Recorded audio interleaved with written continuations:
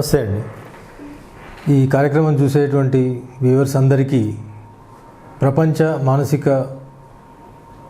దినోత్సవం సందర్భంగా అందరికీ మంచి మనశ్శాంతి, హ్యాపీనెస్ ఈ సంవత్సరం అంతా కలగాలని కోరుకుంటూ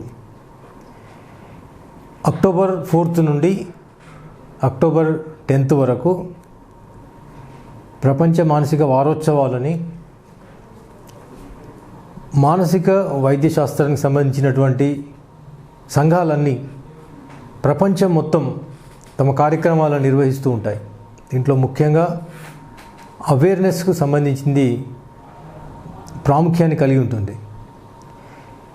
ఈ ప్రపంచ మానసిక దినోత్సవం సందర్భంగా ఈ కార్యక్రమం చూసే వాళ్ళందరికీ ఈ మానసిక వైద్యం గురించి కొన్ని ముఖ్యమైన విషయాలు తెలుసుకుంటే వాళ్ళ జీవన శైలి లోపల కొన్ని మార్పులు తెచ్చుకుంటే కనుక ఈ అవేర్నెస్ను, అవగాహనను నిత్య జీవితం లోపల మనం మన జీవన శైలిలో కలుపుకుంటే మనకు ఎన్నో రకాలుగా క్వాలిటీ ఆఫ్ లైఫ్ లోపల మార్పు వస్తుంది.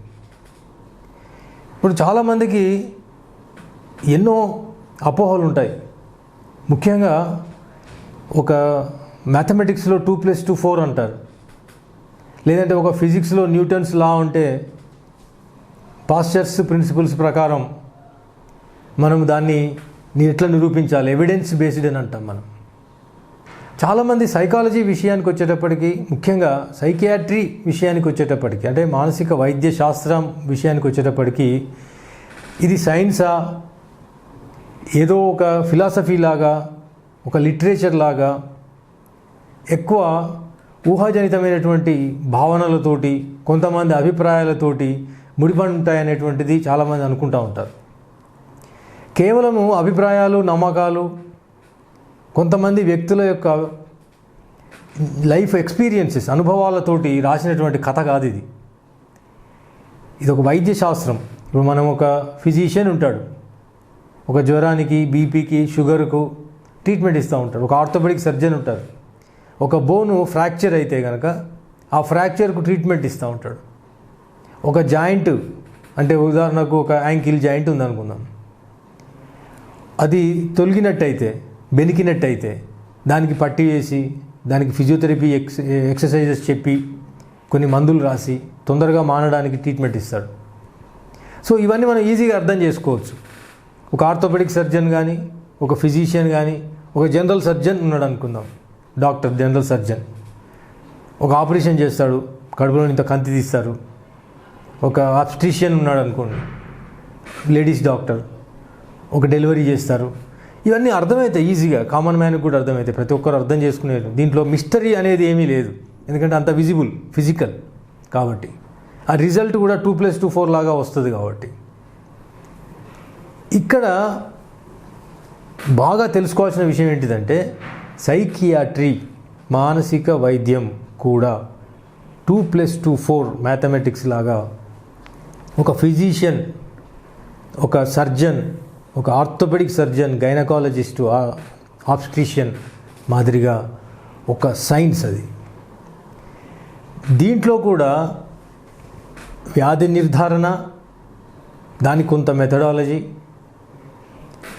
వ్యాధికి ట్రీట్మెంటు, ఆ ట్రీట్మెంట్ లోపల కూడా ఒక, అంటే ప్రధాన భాగం అక్యూట్ స్టేట్లో ఏ విధంగా ఇస్తారు. పేషెంట్ రాగానే బాగా వయలెంట్గా ఉన్నాడు, అగ్రెసివ్గా ఉన్నాడు అనుకుందాం, లేకుంటే పేషెంట్ బాగా సూసైడల్గా ఉన్నాడు, అంటే చనిపోవాలి అనేటువంటి, ఎట్టి పరిస్థితుల్లో చనిపోవాలని సూసైడ్ అటెంప్ట్ చేయబోతుంటే ఫ్యామిలీ మెంబర్స్ పట్టుకొని మా దగ్గరికి తీసుకొని వచ్చారు. అక్యూట్ కేసు అంటాం దాన్ని సీరియస్గా కూడా అంటాం మనం. ఎందుకంటే ఒక ఆత్మహత్య ఇర్రిపేరబుల్. అది ఒకసారి ఆత్మహత్య చేసుకున్న తర్వాత మళ్ళీ వాడిని కాపాడలేం, ప్రాణాన్ని కాపాడలేం. ఆ మెడికల్ ఎమర్జెన్సీ, ఒక హార్ట్ అటాక్ వస్తే మెడికల్ ఎమర్జెన్సీ ఏ విధంగా ఉంటుందో, సైకియాట్రీలో కూడా ఇటువంటి ఎమర్జెన్సీ ఉంటుంది. ఇప్పుడు ఆత్మహత్య అంటే అందరికి అర్థమయ్యే విషయమే, అది దానికి ట్రీట్మెంట్ ఉంది. ఒక కొన్ని మందులు ఇచ్చి అతని అగ్రెషన్ను తగ్గించి అతని ఆలోచన తీవ్రతను తగ్గించి అతనితో ఒక డైలాగ్ను 1-to-1 డైలాగ్ను ఒక ఎంపతి ఎన్విరాన్మెంట్ లోపల పేషెంట్ను కూర్చోబెట్టి కంఫర్ట్ చేసిన తర్వాత తనకు అవసరమైన కౌన్సిలింగ్ లేదా సైకోథెరపీని ఇచ్చి మళ్ళీ అతన్ని తన జీవన స్రవంతిలోకి మామూలుగా తీసుకురాగలిగేటువంటి శక్తి ఈ వైద్యశాస్త్రానికి ఉన్నదనేటువంటిది మనం అర్థం చేసుకోవాల్సిన విషయం. ఒక అగ్రెసివ్ పేషెంట్ ఉన్నాడు. ఒకసారి ఈ లేబర్ కాలనీలో మేము హోమ్ విజిట్కి వెళ్ళాం. ఒక 10 years బ్యాక్ అనుకుంటాను. మొత్తము గుణపెంకల ఇల్లు, అది పాతది. లోపల వాళ్ళ మదర్ ఉంది. మదర్ లోపల నుండి లాక్ చేసుకుంది. పేషెంట్ బయట ఉన్నాడు. వాడిని ఆపడానికి ప్రయత్నం చేసిన వాళ్ళ మీద ఫుట్ రౌతులు తీసేస్తున్నాడు. వాడికి ఎక్కడ లేని ఎనర్జీ ఉంది. వాడు ఎవరిని దగ్గరికి రానిస్తలేడు. బాగా రాళ్ళు రువ్వుతున్నాడు. ఇంటి చుట్టూ రాళ్ళు రువ్వుతున్నాడు. వాడు ఒక భ్రమలో ఉన్నాడు. ఎవరో వాడిని కొట్టడానికి, అటాక్ చేయడానికి మీదికి వస్తున్నారు అనేటువంటి భ్రమలో ఉండి చుట్టుపక్కల వాళ్ళందరినీ రాళ్ళు వేసి విసిరేస్తున్నాడు. పెద్ద పెద్ద ఫుట్ రౌతులు పెట్టుకొని అందరూ నాకు ఫోన్ చేసి తెలిసిన వాళ్ళ ద్వారా పోలీసు వాళ్ళని తీసుకొని వచ్చి, ఒక 4 పోలీసు వాళ్ళము, మేము స్టాఫ్ అందరం కలిసి అక్కడికి తీసుకెళ్ళి బీభత్సమైనటువంటి సీన్. మొత్తం 100 మంది చుట్టూ చేరి వాడిని తమాషా చూస్తున్నారు. వాడు ఆ ఇంటి పైకప్పుకెక్కి గుణపెంకలు తీసి దాంట్లోకి దుంకిండు. ఇంట్లో వాళ్ళ మదర్ను చంపడానికి ప్రయత్నం చేస్తున్నాడు. వాడు అక్కడ దుంకడము, మేము ఇక్కడ డోర్ వలగొట్టి లోపలికి వెళ్ళడం, వాడిని పట్టుకొని తాళతో కట్టేసి మనకి ఇంజెక్షన్ ఇచ్చి వాడిని అంబులెన్స్లో హాస్పిటల్కు తీసుకురావడం జరిగింది. అంటే పోలీస్ పర్యవేక్షణలో జరిగింది ఇది. సో ఇట్లా అంత అగ్రెసివ్ పర్సన్ మంచిగా అయిపోయాడు. వాడు మళ్ళీ మామూలు జీవన స్రవంతిలోకి వచ్చి తన భార్య, పిల్లలు, తల్లి అనేటువంటి బాధ్యతను చేస్తూ మంచిగా తను ఏదో పని చేసుకుంటూ ఒక జీవనాన్ని గడిపాడు. అంటే ఇంత బీభత్సమైన కేసెస్ ఈ మధ్యకాలంలో తక్కువ. ఎందుకంటే అవేర్నెస్ పెరిగింది, యాక్సెసిబిలిటీ టు ది డాక్టర్ పెరిగింది. చాలామంది డాక్టర్లు అయ్యారు ఇప్పుడు వరంగల్లో. ఇప్పుడు మందులు మంచిగా వచ్చాయి.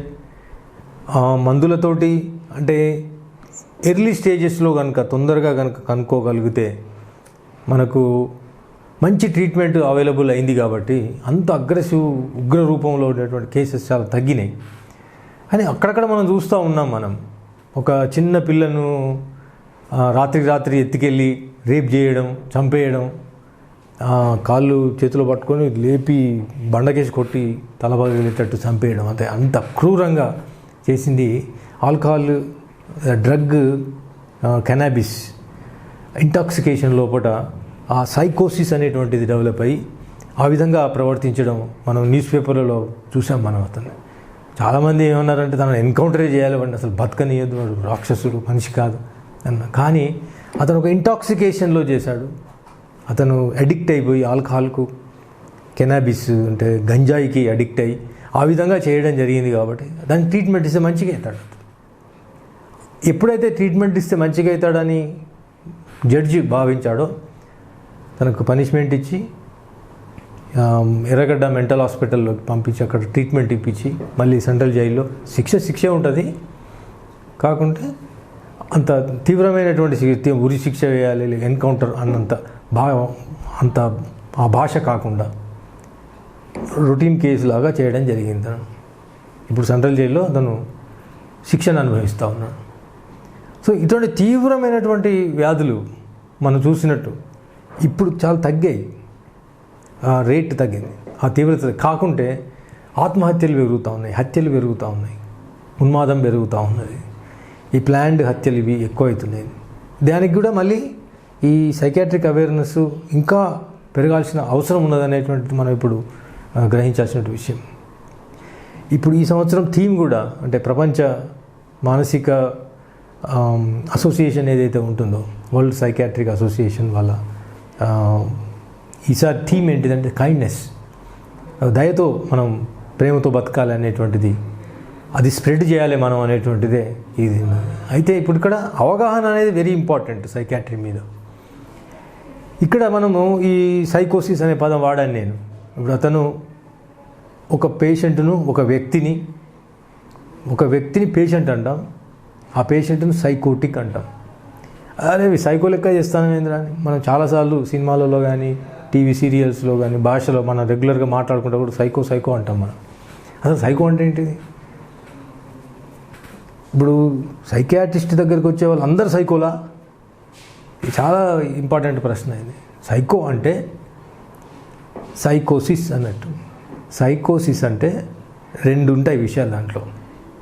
ఒకటి వాస్తవిక దృక్పథాన్ని కోల్పోవడం, రెండవది అంతర్దృష్టిని కోల్పోవడం. తను చేసేటువంటి పని మీద, తన ఆలోచించే విధానం మీద, తన ఆలోచన పరంపర మీద వాస్తవిక దృక్పథాన్ని కోల్పోతాడు, వాస్తవికతను కోల్పోతాడు. వాస్తవికత కోల్పోయి తను అనుకుంటున్నది, తను ఆలోచిస్తున్న విధానం, తను చేస్తున్న విధానం కరెక్ట్ అనుకుంటాడు తను. ఎందుకంటే దాని రియాలిటీ తెలుస్తలేదు తనకు. రెండో విషయం ఏంటిది? అంతర్దృష్టి. అతనికి అసలు అటువంటి భావన ఎందుకు వచ్చింది, ఆ పనిని తను ఎందుకు చేస్తున్నాడు, తాను ఎందుకు చేస్తున్నాడు అనే అంతర్దృష్టి లేదు తనకు, ఇన్సైట్. ఇప్పుడు ఉదాహరణకు ఒక లైఫ్ పార్ట్నర్కు తన స్పౌజ్ మీద, తన పార్ట్నర్ మీద అనుమానం వచ్చింది. ఇప్పుడు భర్త భార్యను అనుమానించడం మొదలుపెట్టాడు. ఆ భార్య లిబో మొత్తుకుంటుంది, అసలు నాకు ఇటువంటిది లేదండి, నేను ఇంట్లోనే ఉన్నా, ఎటు పోలేదు, అనవసరంగా నన్ను అనుమానిస్తున్నారు మీరు అని ఫోన్ తీస్తారు. ఫోన్ అంతా చెక్ చేస్తాడు, ఏమీ లేదు, నువ్వు డిలీట్ చేసినావు అంటాడు. పోతాడు, ఏమనుకో 10,000 20,000 ఇచ్చి కాల్ లిస్ట్ తీస్తాడు. దాంట్లో వీడు అనుకున్న నెంబర్ ఉండదు. అయినా కానీ మళ్ళీ అనుమానపడతాడు. అంటే అనుమానానికి అంత ఉండదు. ఇంకా మనం చాలాసార్లు స్టోరీలుగా వింటూ ఉంటాం మన న్యూస్ లోపల. వాడు ఆఫీస్కి పోతున్నా అని చెప్పి ఇంట్లో అటకెక్కి కూర్చొని 2 రోజులు 3 రోజులు అటుకు మీదనే ఉండి వైఫ్ ఏం చేస్తుందని అబ్జర్వ్ చేసినప్పుడు, లేకపోతే ఊరికి పోతున్నా అని చెప్పి పక్కన ఎక్కడన్నా లాడ్జింగ్లో రూమ్ తీసుకొని ఉండి పొద్దున్న సాయంత్రం వరకు వైఫ్ను ఫాలో అవ్వడం, అయినా కన్విన్స్ కాలేడు. ఇప్పుడు అటుకు మీద ఉండి 3 రోజులు అబ్జర్వ్ చేశాడు, నా వైఫ్ మంచిది అని దిగుతాడు కిందికి. లాడ్జింగ్లో ఉండి 3 రోజుల తర్వాత మళ్ళీ వస్తాడు, కొంతవరకే కన్విన్స్ అవుతాడు. మళ్ళీ 4 రోజులు కాగానే మళ్ళీ మొదటికి వస్తుంది కథ. ఎందుకు వస్తుంది? ఇది అక్కడున్న సిచ్యువేషన్ను బట్టి, భార్య యొక్క ప్రవర్తనను బట్టి, పరిస్థితులను బట్టి వచ్చేటటువంటి ఆలోచన కాదు. ఈ సైకోసిస్ అనేటువంటిది తన లోపల ఉన్న డోపమిన్ అనే న్యూరో రసాయనంలో మార్పుల వల్ల వస్తుంది. ఇప్పుడు బ్రెయిన్ లోపల ఉండేటువంటి మేరు మస్తిష్క ద్రవం, సిఎస్ఎఫ్ అంటాం, సెరెబ్రో స్పైనల్ ఫ్లూయిడ్లో డోపమిన్ అనేటువంటి రసాయనం ఉండాల్సిన దానికంటే ఎక్కువ ఉన్నప్పుడు ఆ హెచ్చు తగ్గుల లోపల ఇటువంటి డెల్యూజన్స్ వస్తాయి. ఎందుకు వస్తుంది ఈ డోపమిన్ లోపల ప్రాబ్లం అంటే దీనికి జెనెటిక్ రీజన్ ఉండొచ్చు. ఇక్కడ వంశపారంపర్యంగా ఒక జన్యువులో లోపం వల్ల, జన్యు 22 లేదా 18, జన్యు 18 షార్ట్ టర్మ్ డిఫెక్ట్ వల్ల ఈ డోపమిన్ సింథసిస్ లోపల ప్రాబ్లం కావచ్చు, లేదంటే డోపమిన్ రిసెప్టార్స్ లోపల హైపర్ సెన్సిటివిటీ వల్ల కావచ్చు. ఇటువంటి ఉద్రేకపూర్వకమైనటువంటివి, అనుమానతత్వంతో కూడినటువంటి, పారనోయియా అంటారు, అనుమానతత్వంతో కూడినటువంటి భావనలు, ఆలోచనలు వచ్చి భార్యాభర్తల మధ్యన, ఇద్దరు ప్రేమికుల మధ్యన, ఒక ఉద్యోగస్తుల మధ్యన, స్టాఫ్లో నాకు ప్రమోషన్ రాకుంటే ఎదుటోడు చూస్తున్నాడు, నాకు లాభం రాకుంటే ఇంకొకతను చూస్తున్నాడు, బిజినెస్ లోపల ఒక షాపుల మధ్యన పోటీ, నా షాప్ నడవకుండా వాడు నాకేమో చేస్తున్నాడు మంత్రం, మా ఇంట్లో మా పిల్లలు ఆరోగ్యంగా ఉండకుండా మా పాలళ్ళు మా ఆస్తి దొబ్బడానికి ఏదో మంత్రాలు చేస్తున్నారు, తంత్రాలు చేస్తున్నారు ఇటువంటి విపరీతమైన ఆలోచనలు రావడానికి ఈ డోపమిన్ అనేటువంటి రసాయనం కారణం. ఇదివరకు కనుక మనం చూసినట్టయితే ఇటువంటి స్కిజోఫ్రీనియా, మేనియా, డిప్రెషను, యాంగ్జైటీ అని వివిధ రకాలైనటువంటి వ్యాధి నిర్ధారణలు చేసేది. ఇంకా ముందు రాబోయే కాలంలో మనం ఏం ఎక్స్పెక్ట్ చేస్తున్నామంటే డోపమిన్ రిలేటెడ్ డిజార్డర్ అని, అంటే డోపమిన్కు సంబంధించినటువంటి న్యూరోకెమికల్, సెరటోనిన్కు సంబంధించినటువంటి వ్యాధులు, ఇప్పుడు న్యూరోకెమికల్ ఇంకా ఏదన్నా అటువంటి బెంజోడైజిపైన్స్కి సంబంధించినవి అని, అట్లా రకరకాల న్యూరో రసాయనాలకు సంబంధించినటువంటి వ్యాధులను అట్లా క్లాసిఫై చేసే, వర్గీకరించేటువంటి రోజులు రాబోయే కాలంలో మనం చూస్తామనుకుంటాం. ఇంకా ముందుకెళ్తే మనకు రిసెప్టార్ లెవెల్లో ఇప్పుడు డోపమిన్కు డి రిసెప్టార్స్ అంటాం. ఇప్పుడు డోపమిన్ న్యూరోకెమికల్ పనిచేసే డి రిసెప్టార్స్లో మేము చదువుకున్నప్పుడు D1, D2, D3, D4 తెలుసు మాకు. ఇప్పుడు D8 వరకు వచ్చింది. మళ్ళీ Dలో D1, D2, D3 అట్లా సబ్ క్లాసిఫికేషన్స్ కూడా ప్రతి రిసెప్టార్ లెవెల్లో, అంటే ఒక నాడీ కణం లోపట ఒక కెమికల్కు ఈ నాడీ తంత్రి ఏ విధంగా రెస్పాండ్ అవుతుంది అనేటువంటి, బ్రెయిన్ ఏ విధంగా రిసీవ్ చేసుకుంటుంది అనేటువంటి అంత అక్యూటీ ఆఫ్ అండర్స్టాండింగ్ ఇప్పుడు వచ్చి సైన్స్ లోపల. ఇదంతా సైన్స్, నేను చెప్పేది అంతా సైన్స్.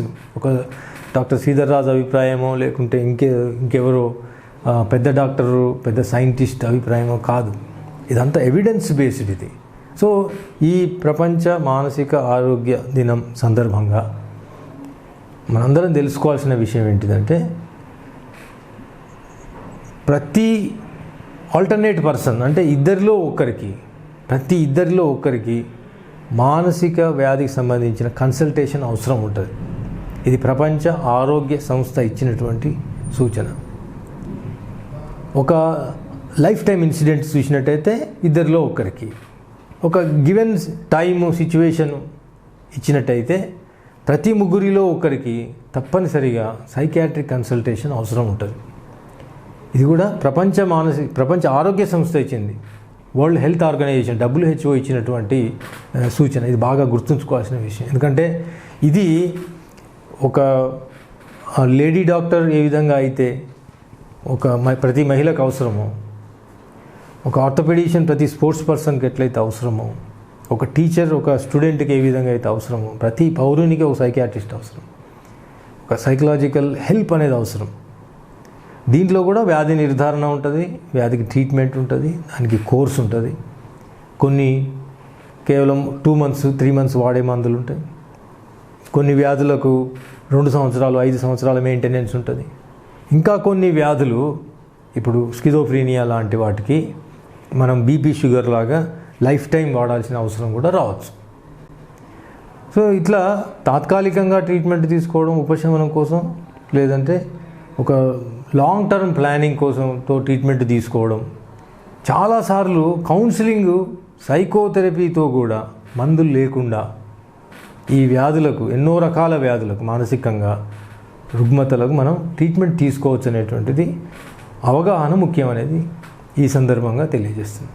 Thank you.